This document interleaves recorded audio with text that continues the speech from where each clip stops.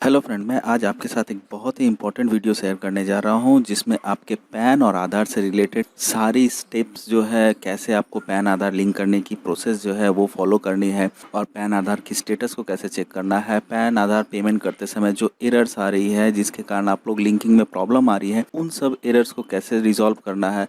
इन सारी प्रॉब्लम्स को जो है मैंने इस वीडियो के माध्यम से कोशिश की है कि आपके पास पहुंचाऊं। तो फ्रेंड, वीडियो बहुत ही इंपॉर्टेंट होने वाली है। विदाउट स्किप किए वीडियो को पूरी देखिए, क्योंकि अगर आप स्किप करते हैं तो आप बहुत ही इम्पोर्टेंट स्टेप जो है मिस कर सकते हैं। इसलिए मैं आप सभी से रिक्वेस्ट करता हूं कि वीडियो जो है पूरी एंड तक देखिए और मेरे चैनल को सब्सक्राइब जरूर करें। पैन और आधार को लिंक करने की लास्ट ड्यू डेट जो है फ्रेंड वो काफ़ी नज़दीक चली आई है। जैसा कि हम जानते हैं कि 30 जून 2023 जो है वो पैन आधार लिंक करने की लास्ट ड्यू डेट है और हमें जल्द से जल्द अपनी जो पैन आधार की लिंकिंग है उसे कंप्लीट करवा लेनी है, क्योंकि अगर हम पैन आधार की लिंकिंग को कंप्लीट नहीं करवाते हैं तो 1 जुलाई 2023 से हमें बहुत मुसीबतों का सामना करना पड़ सकता है, क्योंकि हमारी पैन जो है वो इनऑपरेटिव हो जाएंगी। अब क्या क्या मुसीबत है? सबसे पहला जो प्रॉब्लम आप लोगों को फेस करना पड़ेगा वो है कि आप अपनी इनकम टैक्स की रिटर्न फाइल नहीं कर पाएंगे, क्योंकि आपको इनकम टैक्स की रिटर्न फाइल करने के लिए आपको पैन की आधार की लिंकिंग की ज़रूरत होगी, क्योंकि जब भी आप रिटर्न फाइल करोगे आपके पास जो है ई वेरिफिकेशन के लिए ओटीपी आएगी। वो ओटीपी अब अगर लिंक नहीं रहेगी तो आप रिसीव नहीं कर पाओगे, आप अपनी रिटर्न को कंप्लीट फाइल नहीं कर पाओगे। सेकंड प्रॉब्लम ये जो है कि अगर आप रिटर्न फाइल नहीं कर सकते तो आप अपने किसी भी तरह के लोन के लिए अप्लाई नहीं कर सकते। अगर आपकी किसी भी लोन की रिक्वायरमेंट है तो आप उस जगह पे आपको प्रॉब्लम फेस करनी पड़ेगी। दूसरी प्रॉब्लम कि अगर आप डीमेट अकाउंट ऑपरेट करते हैं, शेयर ट्रेडिंग करते हैं, तो आप शेयर ट्रेडिंग में आपको बहुत सारी समस्याएं आएगी। आप शेयर ट्रेडिंग नॉर्मली प्रोसेस नहीं कर सकते हैं। इसके बाद जो प्रॉब्लम है फ्रेंड, आप जब भी बैंक में ट्रांजैक्शन करने जाएंगे तो आप बैंक की ट्रांजैक्शन पे आपको बहुत सारी रिस्ट्रिक्शंस हो जाएगी। आप एक लिमिट के कैश जमा नहीं कर सकते हैं, लिमिट से ज़्यादा कैश विड्रॉल नहीं कर पाएंगे, आप किसी भी तरह से न्यू एफडी नहीं बना सकते हैं। तो फ्रेंड, बहुत सारी समस्याएं हैं। इतनी समस्याओं को क्यों करें फेस? चलिए हम आज दिखाते हैं आपको पैन आधार लिंकिंग की पूरी प्रोसेस, और संग संग में आप लोग जो 30 जून 2023 तक अपनी सारे काम को पेंडिंग रख के सबसे पहले अपनी पैन और आधार को जो है वो लिंक करवा लीजिए, क्योंकि 1 जुलाई 2023 उसके बाद आपकी पैन आधार जो है, पैन कार्ड जो है वो इनवैलिड हो जाएगी। सबसे पहले पैन कार्ड आधार कार्ड लिंक करने के पहले हम अपने पैन कार्ड और आधार कार्ड को पहले अच्छी तरह से देख लेंगे। उसमें जो नाम है, नेम प्रॉपर मैच कर रहा है या नहीं कर रहा है, डेट ऑफ बर्थ जो है वो प्रॉपरली मैच्ड है या नहीं है, क्योंकि मैक्सिमम लोगों को यही प्रॉब्लम आती है। जब भी वो लिंक करने जाते हैं उनकी लिंकिंग जो है वो फेल्ड हो जाती है। तो सबसे पहले हमको रखना है इन बातों का ध्यान कि नाम, डेट ऑफ बर्थ सेम आधार और पैन पे है कि नहीं। उसके बाद पहले स्टेटस को चेक कर लेते हैं इनकम टैक्स साइट पे कि पैन आधार ऑलरेडी लिंक है कि नहीं। तो यहाँ पे लिंक को मैं क्लिक कर रहा हूँ, इनकम टैक्स साइट की होम पेज पे हूँ मैं। ये लिंक आधार स्टेटस का जो पेज है वो ये ओपन हो गया है। यहाँ पे अपने पैन नंबर देना है, अपना आधार नंबर देना है और लिंक को चेक कर लेना है। यहाँ पे व्यू लिंक आधार स्टेटस को जैसे ही इसे क्लिक करता हूँ हमारे यहाँ दिखा देता है your PAN is already link to given Aadhaar number. इसका मतलब कि हमारे ये जो पैन नंबर आधार है ये ऑलरेडी लिंक्ड है। और अब देखते हैं कि कैसे करना है हमें आधार कार्ड की लेट फी की पेमेंट। तो इसके लिए हम आते हैं ई पे टैक्स पे।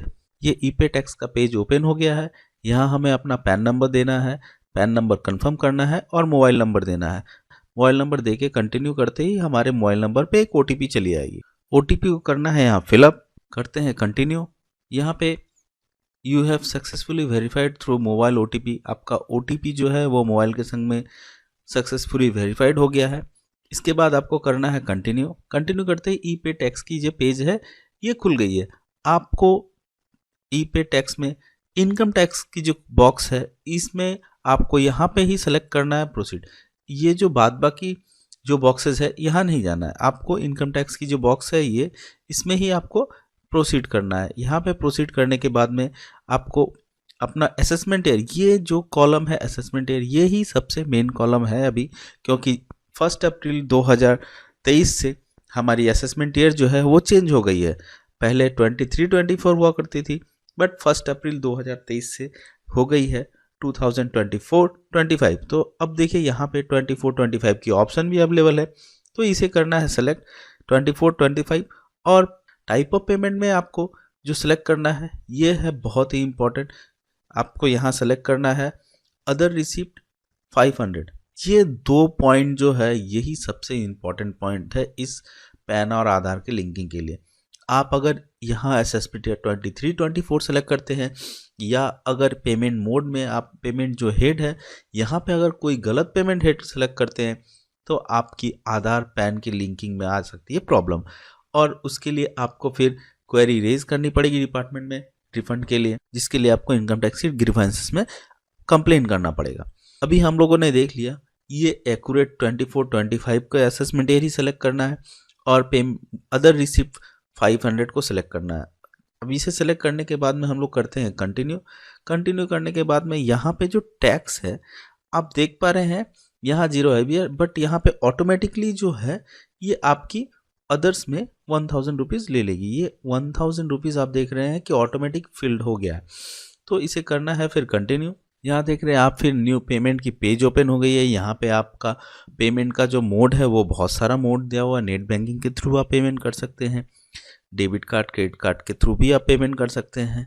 पेमेंट बैंक काउंटर, यहाँ पे आप पेमेंट कैश में चेक में आप बैंक काउंटर के थ्रू पेमेंट कर सकते हैं। RTGS NEFT भी आप पेमेंट कर सकते हैं। पेमेंट गेटवे है जहाँ पे आप UPI के माध्यम से भी पेमेंट कर सकते हैं।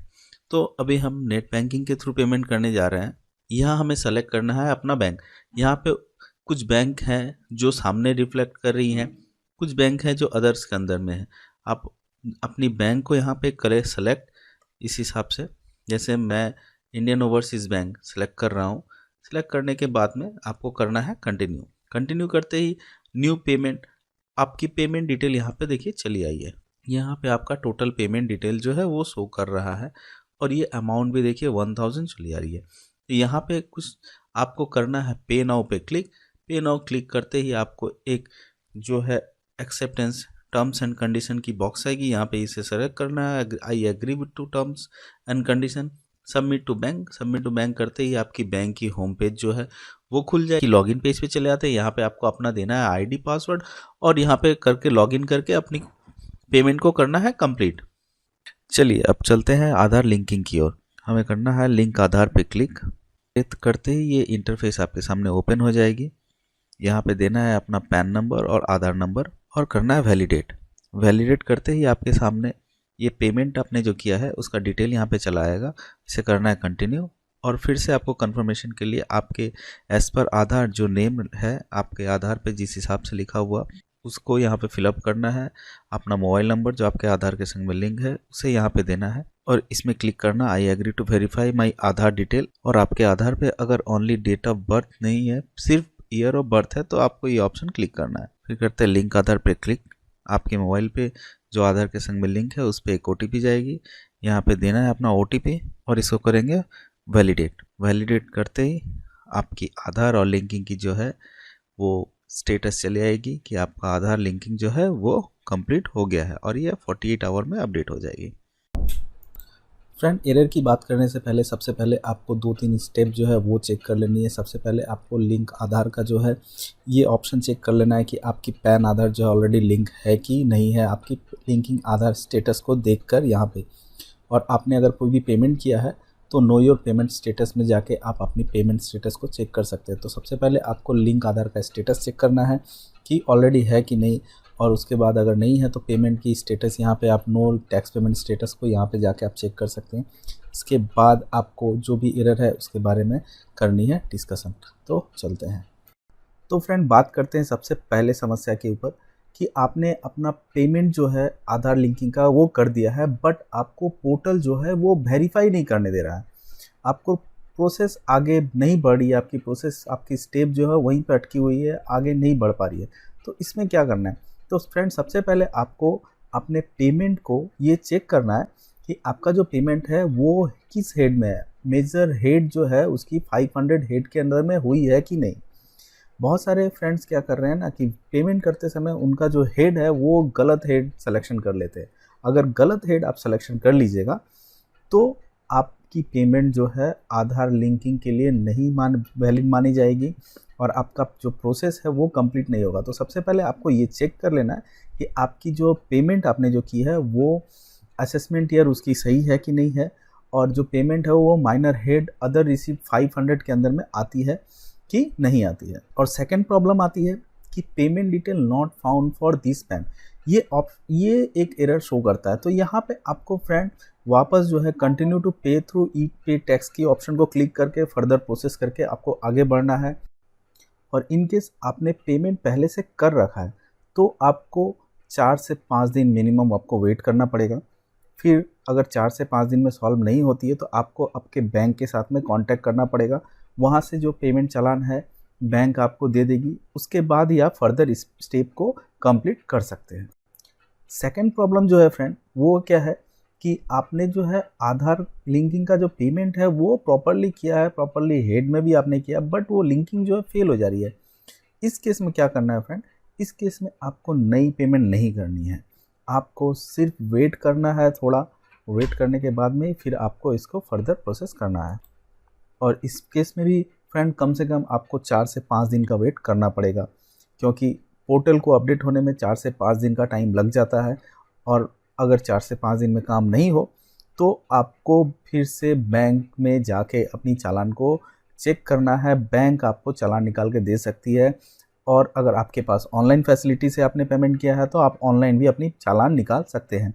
तो फ्रेंड कैसे निकालते हैं चालान वो मैं आपको दिखाता हूँ। अभी चालान निकालने के लिए सबसे पहले आपको कर लेना है अपने इनकम टैक्स साइट पे लॉगिन करने के बाद में आपको जाना है ई पे टैक्स पे। ई पे टैक्स का ऑप्शन जब आप क्लिक करेंगे फ्रेंड तो आपके पास में जो है ये जो पेमेंट की डिटेल है ये ओपन हो जाएगी इस तरह से। यहाँ पे फ्रेंड आपके पास जो ऑप्शन है पेमेंट हिस्ट्री, यहाँ पे आप देख सकते हैं आपकी जो पेमेंट आपने जो की है वो यहाँ पे शो कर देगी, देख भी सकते हैं और अपनी चालान का ऑप्शन जो है वो डाउनलोड भी कर सकते हैं।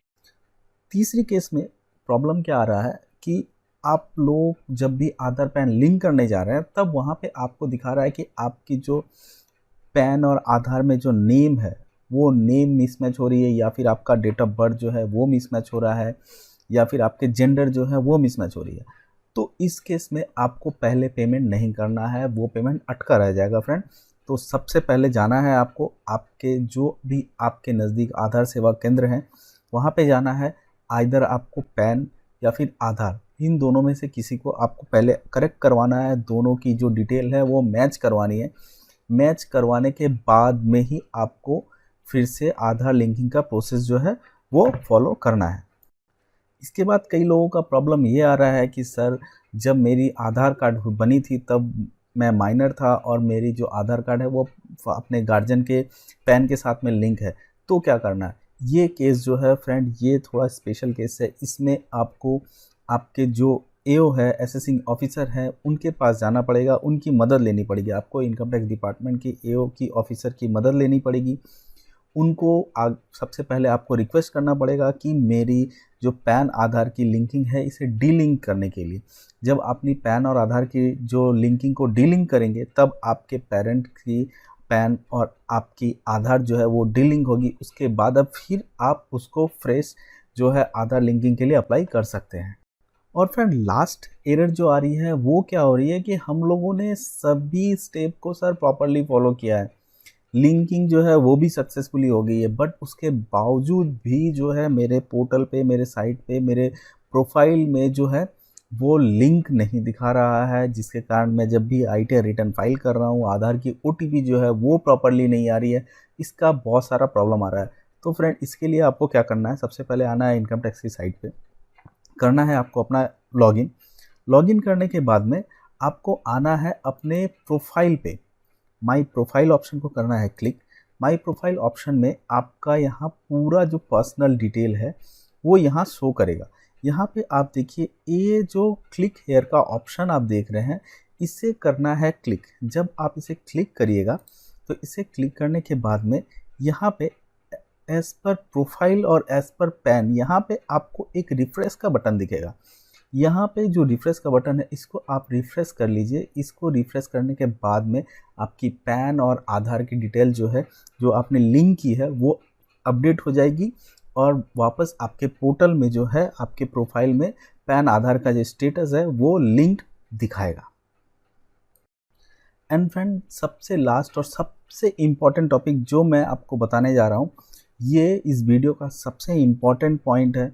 यहाँ पे आपकी सारी प्रॉब्लम जो है, यहाँ पे अगर आपने सारे स्टेप फॉलो किए हैं, सर सभी स्टेप फॉलो किए, सब कुछ देखा हो, बट फिर भी आपकी आधार लिंकिंग में जो है वो प्रॉब्लम आ रही है, आपको तब गवर्नमेंट को, इनकम टैक्स डिपार्टमेंट के आगे एक ग्रीवेंसेस फाइल करनी पड़ेगी। वो कैसे करनी है वो मैं दिखाता हूँ। सबसे पहले आपको आना है अपने इनकम टैक्स साइट के लॉगिन पेज पे। यहाँ पे देखिए एक ग्रीवेंसेस बोल के ऑप्शन आपके पास में आता है। यहाँ पे आपको ग्रीवेंसेस पे क्लिक करना है, सबमिट ग्रीवेंसेस का ऑप्शन है, यहाँ पे आपको सबमिट ग्रीवेंसेस के ऊपर में क्लिक करना है। ग्रीवेंसेस के ऊपर क्लिक करने के बाद में आपके पास में ढेरों सारे ऑप्शन जो है वो चले आएंगे। आपको यहाँ DIT सिस्टम का ऑप्शन जो है इसे सेलेक्ट करना है। DIT सिस्टम का ऑप्शन सेलेक्ट करने के बाद में आपके यहाँ पे जो है सेलेक्ट डिपार्टमेंट, सेलेक्ट कैटेगरी का ऑप्शन ओपन हो जाएगा। यहाँ पे आपको सेलेक्ट कैटेगरी जो है ये नीचे आनी है। यहाँ पे आपको करना है tax payment alters related technical issue. किसी टेक्निकल इशू के कारण में जो आपकी पेमेंट है वो फंसी हुई है, तो आपको ये सेलेक्ट करना है। सब कैटेगरी में भी आपको यही सेलेक्ट करना है, tax payment alters due to technical issue, इसे सेलेक्ट करना है। और आपने जो पेमेंट किया है उसका जो चालान है आपके पास में, उस चालान को फ्रेंड रखना है आपके साथ में, क्योंकि वो चालान यहाँ पे बहुत ही इम्पोर्टेंट रोल प्ले करेगा। तो उसके बाद आपको यहाँ पे आप डिटेल सबमिट करने के बाद में आपको करना है कंटिन्यू। कंटिन्यू करने के बाद में यहाँ पे आपको असेसमेंट ईयर जो है वो सेलेक्ट करना है। असेसमेंट ईयर ध्यान से सेलेक्ट करना है फ्रेंड, 23-24 असेसमेंट ईयर सेलेक्ट करना है। और यहाँ पे जो है आपको पूरी डिटेल लिखनी है कि आपने पेमेंट किया है पैन आधार लिंकिंग के अगेंस्ट में। आपके मोबाइल पे एक मैसेज आया है, उसमें एक CRN नंबर है, वो CRN नंबर को भी देना है, डेट देना है। आपको आपकी जो प्रॉब्लम है उसको ब्रीफली यहाँ पे लिखनी है। लिखने के बाद में आपको नीचे आना है। नीचे आने के बाद में आपकी जो चालान कॉपी है, यहाँ पे जो चालान कॉपी का ऑप्शन है, यहाँ पे आपको करना है चालान कॉपी अपलोड। और अदर डॉक्यूमेंट में आपकी जो पेमेंट डिटेल है, जो बैंक से आपने पेमेंट की है, ये अदर डॉक्यूमेंट के संग में यहाँ पे आपको करना है अपलोड। ये 2 अपलोड डॉक्यूमेंट जो है अटैच करके आपको करना है सबमिट ग्रीवेंसेस। ये आपके पास में लास्ट ऑप्शन है। जब आपकी सारी तरह की जो प्रोसेस है वो आप फॉलो करने के बाद में नहीं करते हैं, तब फिर आप इस ग्रीवेंसेस को लॉन्च कर सकते हैं, जिससे कि इनकम टैक्स डिपार्टमेंट के पास में आपकी इन्फॉर्मेशन जो है वो चली आएगी, आपकी ग्रीवेंसेस जो है उनके पास चली जाएगी और वो जल्द से जल्द आपके ग्रीवेंसेस को सॉल्व कर देंगे। तो फ्रेंड, आप सभी से रिक्वेस्ट है, अगर आपको ये वीडियो पसंद आई तो लाइक का बटन ज़रूर दबाएं और अपने फ्रेंड्स को भी ये वीडियो शेयर करें, जिससे कि वो इस अगर प्रॉब्लम में है, अगर वो भी इस एरर को फेस कर रहे हैं, तो उनकी एरर का सल्यूशन हो सके। और प्लीज़ हमारे चैनल को ज़रूर सब्सक्राइब करें। धन्यवाद।